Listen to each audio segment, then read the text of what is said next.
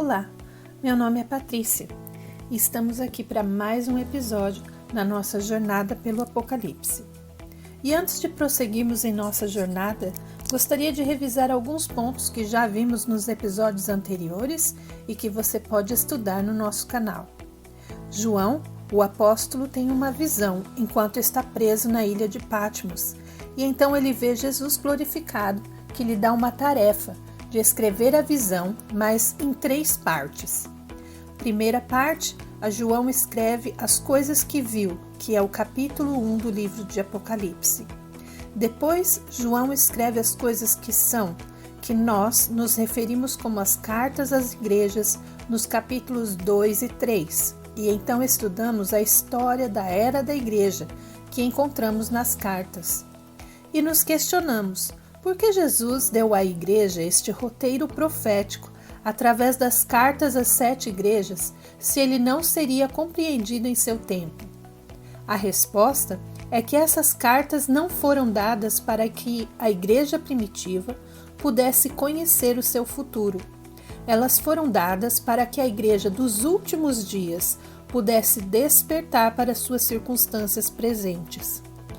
Para que aqueles que estiverem vivos logo antes dos eventos dos capítulos 4 a 22 pudessem reconhecer a importância dos seus dias. E, portanto, estamos vivendo no período privilegiado que foi chamado para entender os sinais dos tempos e estar preparado para eles. Mas para cumprirmos esta missão, devemos entender não apenas as nossas circunstâncias presentes, mas também nossa história, nosso passado. Especificamente, devemos levar nosso entendimento da igreja e os seus 7 períodos de existência e colocá-lo em um contexto maior. A igreja entra em existência em um certo ponto da história. Tem um curso determinado e um fim designado também. E claro, desejamos saber o que vem a seguir, e o esboço do Apocalipse nos diz que mais está por vir após a era da igreja. Mas primeiro vamos entender o que veio antes da igreja e os eventos que levaram ao início dela, o que também explica o que vem depois dela. E para responder a estas perguntas, vamos explorar fora do livro do Apocalipse, em outros livros das Escrituras, começando com a compreensão de 2 termos importantes: era e últimos dias. A palavra era vem do grego aion e é um tempo longo, mas finito, no programa da história de Deus. As eras se seguem uma atrás da outra, uma após a outra, e a divisão entre as eras serve como marcos importantes no programa de Deus. Podemos ver como as eras se seguem uma após a outra em um comentário de Jesus, no livro de Marcos, capítulo 10, versículos 29 e 30. Respondeu Jesus: digo-lhes a verdade, ninguém que tenha deixado casa, irmãos, irmãs, mãe, pai, filhos ou campos por causa de mim e do Evangelho, deixará de receber 100 vezes mais, já no tempo presente, casas, irmãos, irmãs, mães, filhos e campos, e com eles perseguição, e na era futura, a vida eterna. Jesus diz que vivemos em uma era agora, e na era vindoura experimentaremos a vida eterna em nossos corpos glorificados. Assim, o fim da nossa era atual leva ao início da próxima era, coincidindo com o recebimento dos nossos corpos glorificados. A Bíblia também usa um segundo termo em relação ao programa de Deus para a história: os últimos dias, que se referem ao período final de uma era, que sinaliza a aproximação da próxima era. Mas esse termo pode ser confuso, porque assumimos que os últimos dias serão breves, como um aviso de 2 minutos no final de um jogo de futebol. Os últimos dias não são necessariamente um período curto. Em Tiago capítulo 5, versículo 3, nós lemos: o ouro e a prata de vocês enferrujaram, e a ferrugem deles testemunhará contra vocês, e como fogo lhes devorará a carne. Vocês acumularam bens nestes últimos dias. Em Hebreus, capítulo 1, versículos 1 e 2, nós lemos: Há muito tempo, Deus falou muitas vezes e de várias maneiras aos nossos antepassados por meio dos profetas. Mas nestes últimos dias, falou-nos por meio do Filho, a quem constituiu o herdeiro de todas as coisas e por meio de quem fez o universo. Portanto, os últimos dias são o período culminante de uma era. Mas Tiago disse à igreja do primeiro século que eles estavam nos últimos dias, que eles estavam acumulando tesouros na terra nos últimos dias. E o escritor de Hebreus refere-se ao tempo presente como estes últimos dias, já que sabemos que se passaram cerca de 2000 anos ou mais desde que essas cartas foram escritas. Claramente, os últimos dias podem durar muito tempo. Então, o que os torna os últimos dias? De acordo com o autor da carta de Hebreus, os últimos dias são quando toda a revelação está completa. Hebreus diz que no passado, o Senhor forneceu revelação e compreensão incompleta aos poucos. Enquanto ainda havia revelação restante, poderíamos saber que ainda não estávamos nos últimos dias, mais coisas estavam planejadas. O mais importante é que até que o Messias fosse revelado, a era não poderia terminar, porque a sua aparição foi o foco da era e o evento culminante.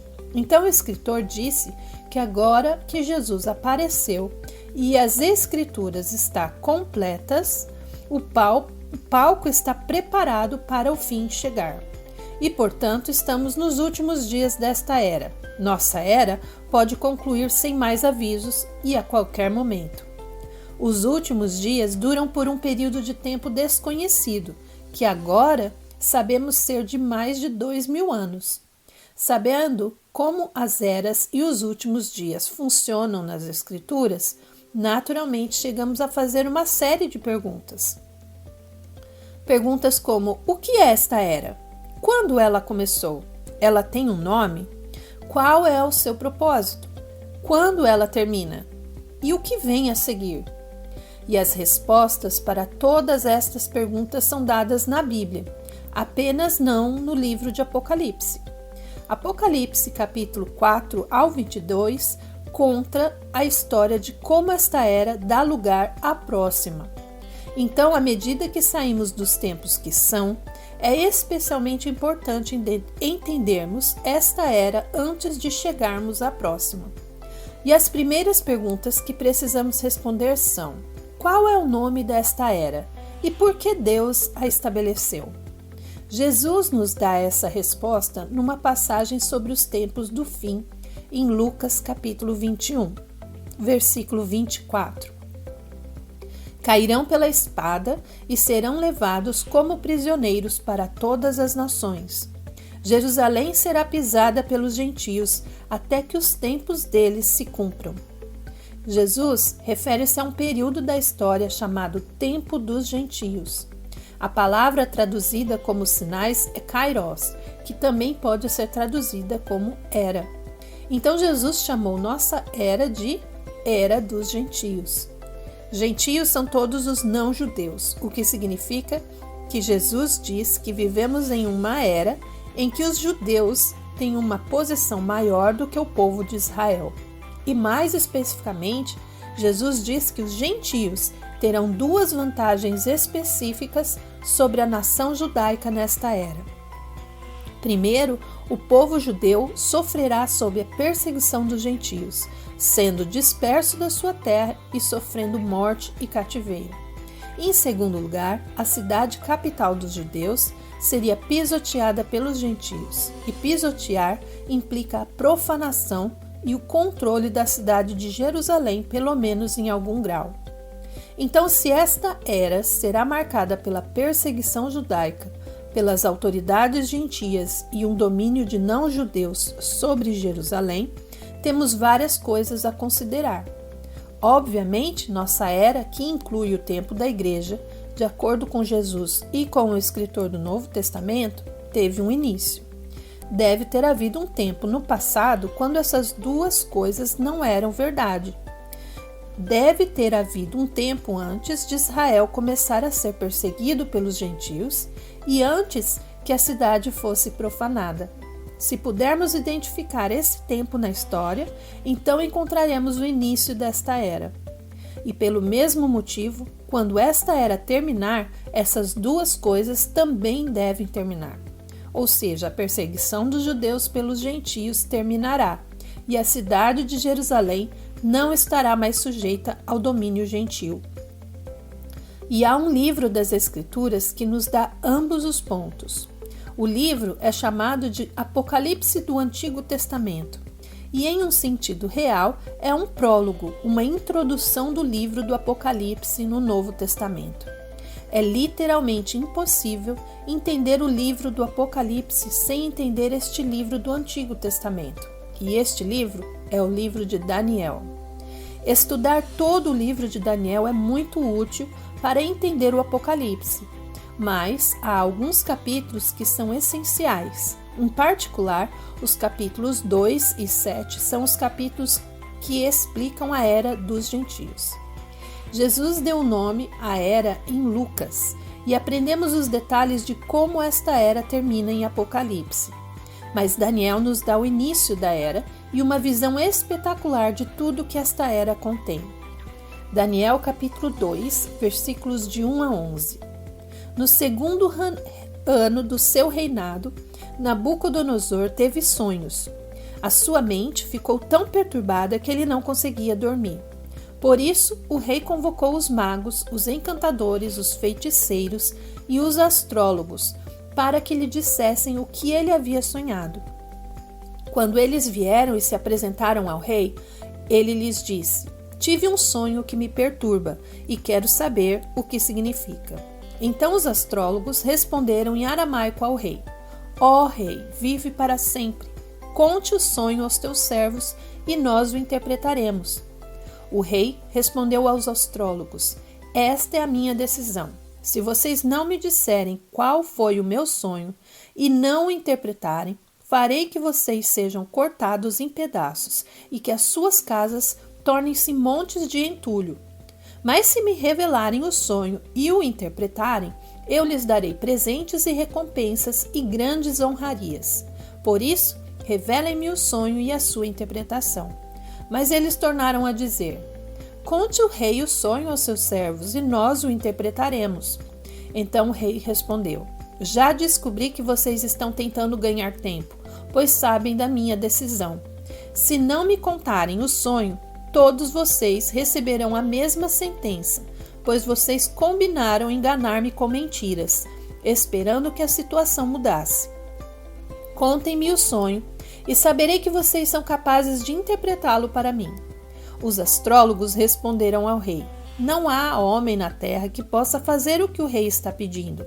Nenhum rei, por maior e mais poderoso que tenha sido, chegou a pedir uma coisa dessas a nenhum mago, encantador ou astrólogo. O que o rei está pedindo é difícil demais. Ninguém pode revelar isso ao rei, senão os deuses, e eles não vivem entre os mortais." A nação da Babilônia invadiu o reino do sul de Judá e capturou a cidade de Jerusalém por volta de 600 a.C. Esta foi a primeira vez que a cidade caiu nas mãos de um invasor estrangeiro, desde que o rei Davi declarou Jerusalém como a capital de Israel. A Babilônia atacou a cidade de Jerusalém 3 vezes, e a cada invasão causava mais danos na cidade. Nabucodonosor teve sucesso onde outros falharam, porque o Senhor lhe deu permissão para conquistar a cidade. A invasão e a destruição da cidade de Jerusalém pela Babilônia faziam parte de um plano muito maior que Deus estava trabalhando para o benefício de Israel. Mas o rei não entendeu seu papel no plano de Deus até anos depois, quando um dos seus cativos judeus, Daniel, explicou a ele. E Daniel estava entre um contingente de judeus que o rei da Babilônia havia levado como escravos para a Babilônia. O primeiro capítulo do livro de Daniel registra a chegada dele na Babilônia e como ele veio servir ao rei na sua corte. Daniel foi levantado pelo Senhor para influenciar o rei e proteger Israel enquanto estava ali no cativeiro. Daniel 1 nos diz que o Senhor deu a ele sabedoria 10 vezes mais do que todos os magos da Babilônia. E em Daniel 2, vemos esta sabedoria em exibição, quando Daniel resolve um enigma para o rei. No versículo 1, ouvimos que no segundo ano completo de Nabucodonosor como rei, ele teve sonhos. Deus deu essas visões ao rei intencionalmente, mas o Senhor também se certificou de que o rei não entendesse os sonhos por conta própria. O Senhor reteve o significado do rei para garantir que ele procurasse uma explicação. Então Nabucodonosor chama todos os seus conselheiros da Babilônia buscando suas interpretações. Esses homens foram chamados, mas primeiro o rei propôs um teste para garantir que estavam dizendo a verdade. Ele sabiamente exigiu que os homens lhe contassem tanto o sonho quanto a interpretação. Normalmente, um líder descreveria o sonho e então um conselheiro ofereceria uma interpretação. Aparentemente, Nabucodonosor já havia visto isso antes e não ficou muito impressionado. Então, desta vez, ele queria o sonho e a interpretação. É claro que os conselheiros se opuseram às novas regras, pois isso tornava o trabalho deles muito mais difícil e expunha qualquer fraude. Quando esses homens protestaram, o rei ficou indignado e disse que se eles não pudessem contar algo que ele já sabia, ou seja, o conteúdo do sonho, então como ele poderia confiar no resto? Em seus protestos, eles afirmavam que apenas deuses poderiam revelar as coisas que o rei procurava saber. E essa é exatamente a conclusão que o Senhor queria que Nabucodonosor chegasse. Especificamente, este era um sonho que vinha do Senhor. Então, era um sonho que apenas o Senhor poderia interpretar. E o Senhor quis revelá-lo através de Daniel, que é a preparação para a entrada do nosso herói. Daniel capítulo 2, versículos 12 a 30. Isso deixou o rei tão irritado e furioso que ele ordenou a execução de todos os sábios da Babilônia. E assim foi emitido o decreto, para que fossem mortos os sábios. Os encarregados saíram à procura de Daniel e dos seus amigos, para que também fossem mortos.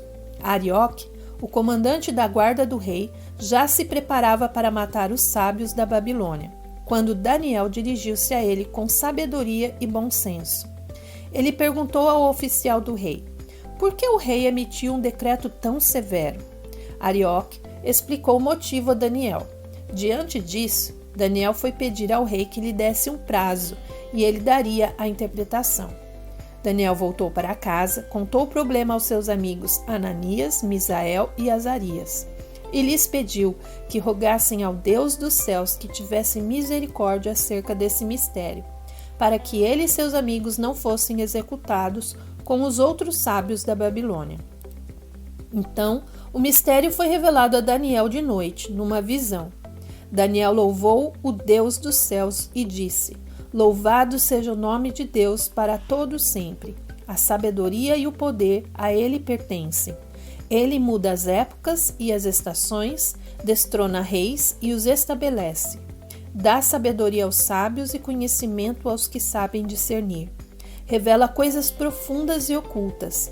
Conhece o que jaz nas trevas, e a luz habita com ele. Eu te agradeço e te louvo, ó Deus dos meus antepassados. Tu me deste sabedoria e poder, e me revelaste o que te pedimos. Revelaste-nos o sonho do rei. Então Daniel foi falar com Arioque, a quem o rei tinha nomeado para executar os sábios da Babilônia, e lhe disse: não execute os sábios, leve-me ao rei, e eu interpretarei para ele o sonho que teve. Imediatamente, Arioque levou Daniel ao rei e disse: encontrei um homem entre os exilados de Judá, que pode dizer ao rei o significado do sonho. O rei perguntou a Daniel, também chamado Beltesazar: você é capaz de contar-me o que vi no meu sonho e interpretá-lo? Daniel respondeu: nenhum sábio, encantador, mago ou adivinho é capaz de revelar ao rei o mistério sobre o qual ele perguntou. Mas existe um Deus nos céus que revela os mistérios. Ele mostrou ao rei Nabucodonosor o que acontecerá nos últimos dias. O sonho e as visões que passaram por tua mente quando estavas deitado foram os seguintes.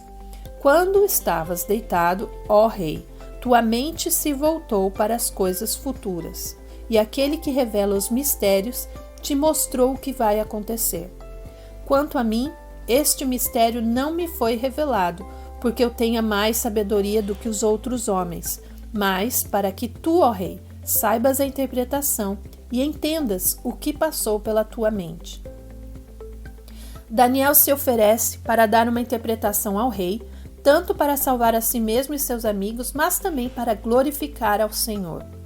Ele deve ter sentido que o Senhor o estava conduzindo para esse momento, e então aproveitou a oportunidade, prometendo que seu Deus poderia interpretar o sonho. E quando Daniel encontra o rei, ele nos dá um detalhe importante sobre o contexto. Daniel diz que esta profecia diz respeito a coisas que acontecerão no futuro, especificamente nos últimos dias. Então este sonho conta a história da nossa era atual, os últimos dias. O sonho vem em 4 partes, e a primeira parte é a seguinte. Daniel, capítulo 2, versículos de 31 a 38. Tu olhaste, ó rei, e diante de ti estava uma grande estátua, uma estátua enorme, impressionante, e a sua aparência era terrível. A cabeça da estátua era feita de ouro puro, o peito e o braço eram de prata, o ventre e os quadris eram de bronze. As pernas eram de ferro e os pés eram em parte de ferro e em parte de barro. Enquanto estavas observando, uma pedra soltou-se, sem auxílio de mãos, atingiu a estátua nos pés de ferro e de barro e os esmigalhou. Então o ferro, o barro, o bronze, a prata e o ouro foram despedaçados, viraram pó, como o pó da debulha do trigo na eira durante o verão. O vento os levou sem deixar vestígio, mas a pedra que atingiu a estátua tornou-se uma montanha e encheu a terra toda. Foi esse o sonho e nós o interpretaremos para o rei. Tu, ó rei, és rei de reis. O Deus dos céus te tem dado domínio, poder, força e glória. Nas tuas mãos ele colocou a humanidade, os animais selvagens e as aves do céu. Onde quer que vivam, ele fez de ti o governante deles todos. Tu és a cabeça de ouro. O sonho é sobre uma estátua, e esta estátua tem divisões que são bastante estranhas. As partes são como diferentes estátuas unidas para formar uma única entidade. Os materiais da estátua mudam de ouro para prata, para bronze, para ferro e barro. E estes materiais diminuem em valor enquanto aumentam em força. E Daniel descreve as divisões da estátua, da cabeça aos pés. Então ele descreve o fim da estátua. Uma pedra não cortada por mãos humanas desceu do alto como um asteroide e atingiu a estátua nos pés. Embora tenha atingido os pés, a estátua foi completamente destruída, não restando nada. A pedra permaneceu e cresceu até se tornar uma montanha gigante que encheu toda a terra. E este é o sonho. Obviamente, apesar da sua simplicidade, ninguém poderia imaginar o seu significado, simplesmente ouvindo esta descrição. Poderia significar quase qualquer coisa, mas tinha um significado específico, atribuído por Deus.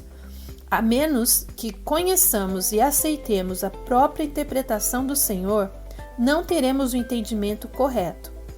Voltando à interpretação de Daniel, ele primeiro dá o significado da primeira parte, a cabeça da estátua.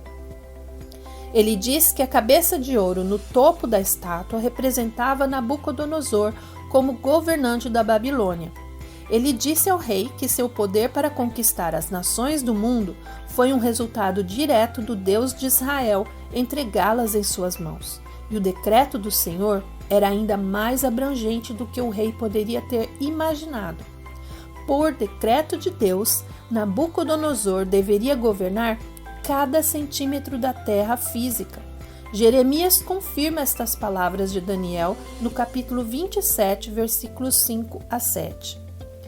Eu fiz a terra, os seres humanos e os animais que nela estão, com o meu grande poder e com meu braço estendido, e eu a dou a quem eu quiser. Agora sou eu mesmo quem entrego todas estas nações nas mãos do meu servo Nabucodonosor, rei da Babilônia. Sujeitei a ele até mesmo os animais selvagens. Todas as nações estarão sujeitas a ele, a seu filho e a seu neto, até que chegue a hora em que a terra dele seja subjugada por muitas nações e por reis poderosos. Sabemos que Nabucodonosor não viajou por cada centímetro do globo terrestre durante o seu tempo como rei. Então, como pode ser que ele era governante de toda a terra? Deus atribuiu a Nabucodonosor a autoridade para governar a terra, independentemente dele ter exercido esta autoridade ou não. E por um tempo na história, este homem estava governando toda a terra, e nada poderia ter desafiado ele durante este tempo. Mas, ao mesmo tempo, esse domínio não iria durar para sempre, pois o que Deus dá, ele também pode tirar. E em um dia designado por Deus, o domínio de Nabucodonosor terminaria. Mais do que isso, a dominação da Babilônia também terminaria. E então, em um tempo designado pelo Senhor, outro poder surgiria e tomaria o que a Babilônia tinha. No versículo 39, Daniel continua sua interpretação. Depois de ti surgirá um outro reino, inferior ao teu. Em seguida surgirá um terceiro reino, reino de bronze, que governará sobre toda a terra. Daniel informa a Nabucodonosor que outro reino surgirá para substituir a Babilônia, e em seguida um terceiro reino substituirá o segundo. A cabeça de ouro representava o reino da Babilônia. Então, o peito e os braços de prata representam o segundo reino. Assim, cada uma dessas partes representa um reino que substitui a parte anterior. A estátua representa uma linha do tempo da história, da cabeça aos pés. Duas partes não podem existir ao mesmo tempo, porque uma deve terminar antes que a próxima comece. Assim, a estátua representa uma linha do tempo para a nossa era, esta era que Jesus chamou de Era dos Gentios. A Era dos Gentios começa com a cabeça, com a ascensão ao poder de Nabucodonosor. Jesus disse que seria uma era marcada pela derrota, escravidão e dispersão do povo judeu. Seria uma era em que os gentios iriam pisotear a cidade de Jerusalém. Essa é a definição desta era, e a primeira vez que qualquer uma destas coisas aconteceu foi em 605 a.C., quando Nabucodonosor invadiu Judá. Então, literalmente, a invasão da Babilônia a Israel começou a Era dos Gentios, a era atual. E esse começo é representado nesta estátua pela cabeça de ouro.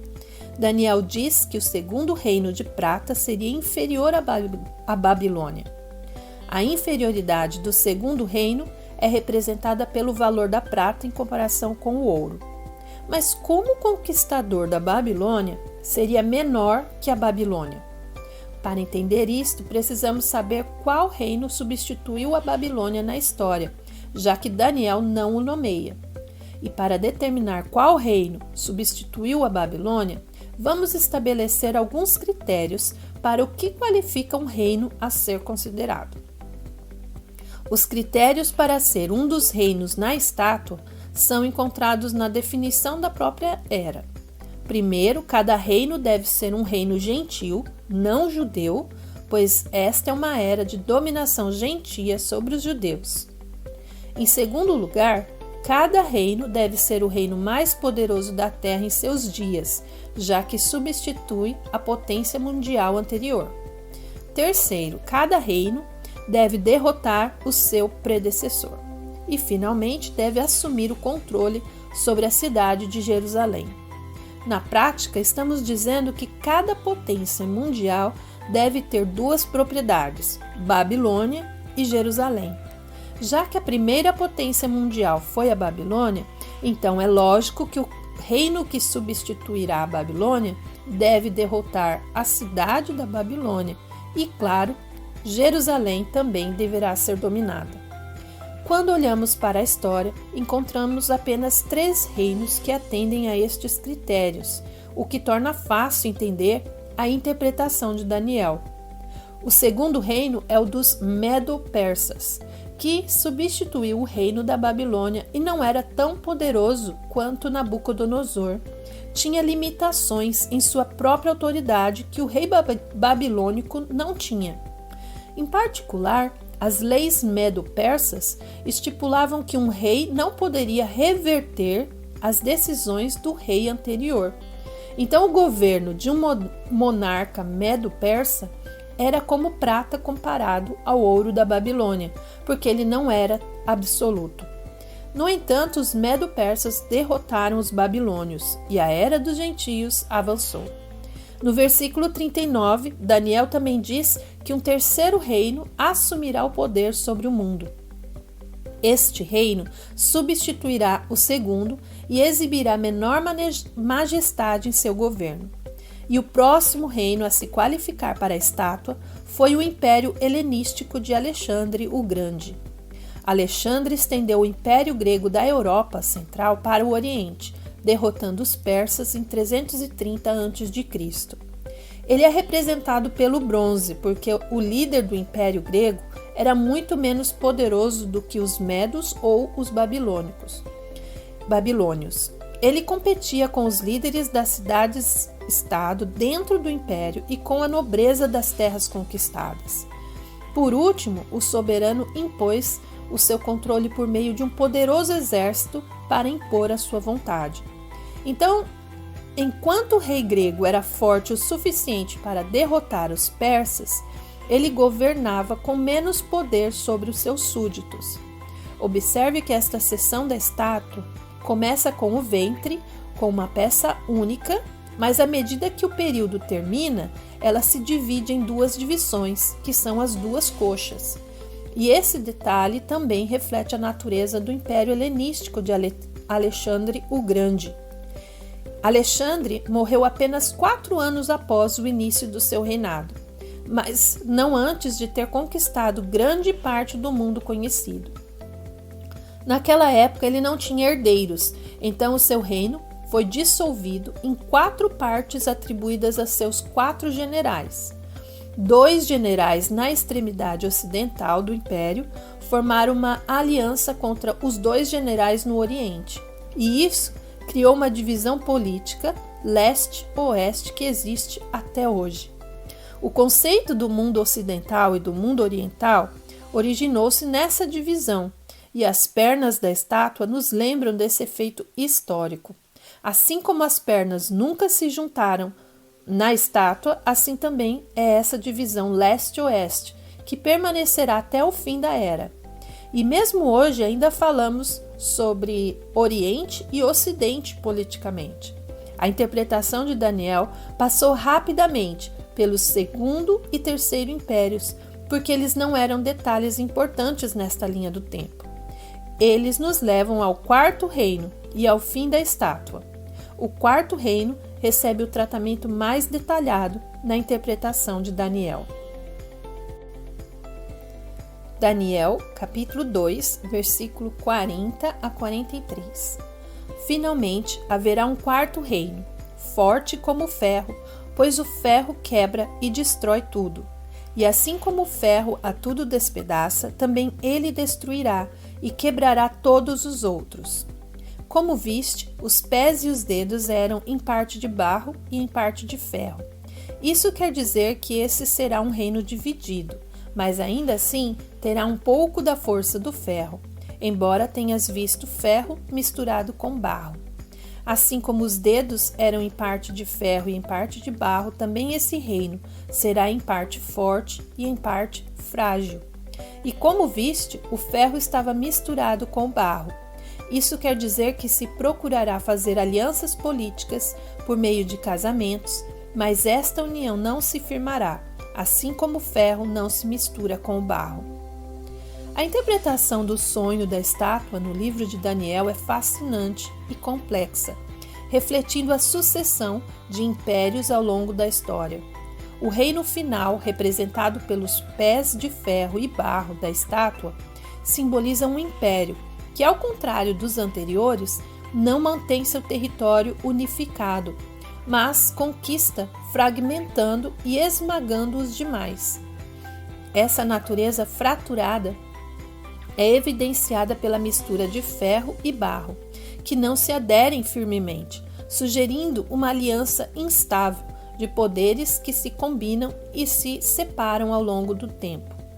Historicamente, o Império Romano seguiu a Grécia e, como a próxima grande potência gentia, conquistou e expandiu seu território, adicionando terras de maneira que permitia a existência de culturas locais, o que pode ser visto como a combinação de ferro e barro.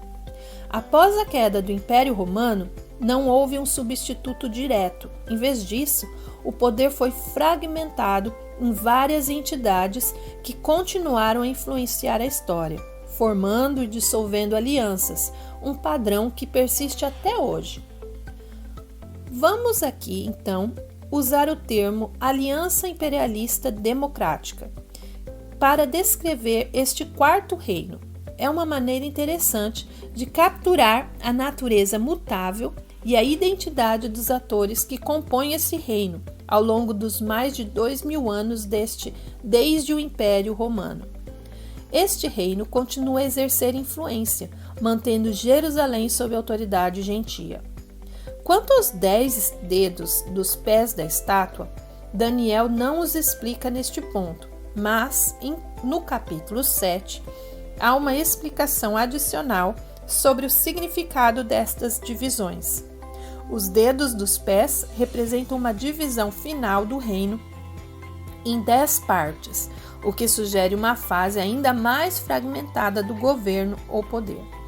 Para entender como essa era termina, precisamos olhar para o fim da estátua, que é marcado pela chegada de uma pedra cortada sem mãos humanas, simbolizando um reino divino que destruirá todos os reinos anteriores e preencherá toda a terra.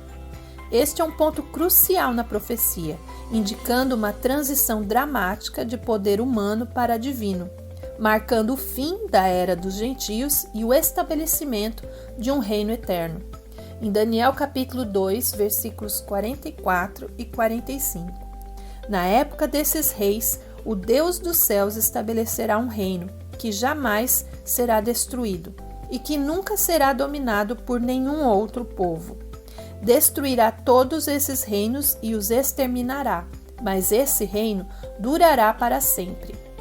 Esse é o significado da visão da pedra que se soltou de uma montanha, sem auxílio de mãos, pedra que esmigalhou o ferro, o bronze, o barro, a prata e o ouro.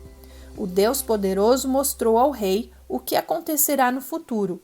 O sonho é verdadeiro e a interpretação é fiel. Finalmente, a última peça do quebra-cabeça, a pedra caindo do céu. Daniel diz que a pedra que caiu e esmagou a estátua é um novo reino.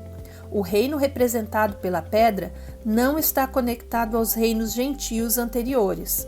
A estátua representa a era dos gentios, então, por definição, a destruição da estátua pela pedra significa o fim desta era. A pedra estabelece um novo reino, uma nova era para substituir a era anterior. E aqueles critérios que definiram a era dos gentios também deverão mudar. Por exemplo, na era dos gentios, Israel estava disperso. Então, na próxima era, Israel deverá ser reunido na sua terra. Na era dos gentios, Israel foi perseguido pelas nações gentias. Então, agora, deverá estar seguro e protegido. Na era dos gentios, a cidade de Jerusalém foi profanada pelos gentios, mas na próxima era deverá estar livre da profanação e dos ataques gentios. Então, este reino vindouro, representado pela pedra, não pode ser outro reino gentio. Assim como na estátua, O que quer que substitua o poder dominante anterior deve se tornar o poder dominante. À medida que a era dos gentios termina, entraremos em uma era em que a nação judaica será dominante.